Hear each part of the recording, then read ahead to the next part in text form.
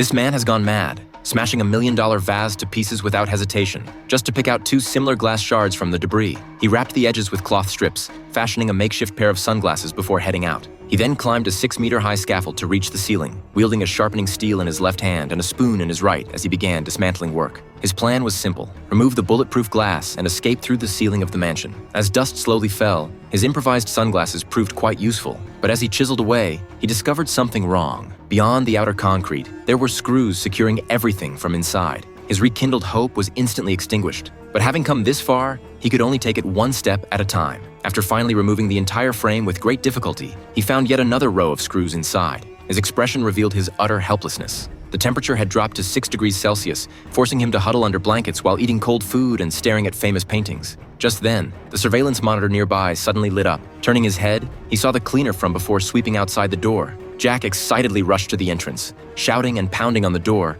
but the soundproofing was too effective. The cleaner couldn't hear anything. He tried sliding a note underneath, only to discover there was no gap at the bottom. He grabbed a frying pan again and hammered at the door, but no matter how hard he tried, it was futile. The cleaner eventually took the elevator and left, leaving him slumped against the door, gasping for breath in despair. He returned to the living room and collapsed on the sofa, exhausted, wishing he could just die and never wake up. Within days, his food ran out. The temperature shifted from cooling to heating, but continuing to wait passively would mean starving to death. So he mustered his resolve, dismantled a chair, and carefully carved out a groove with a small knife, eventually creating a makeshift wrench. To his surprise, this improvised tool actually worked to unscrew the bolts. But just as he was about to remove the second one, the wrench cracked under the strain.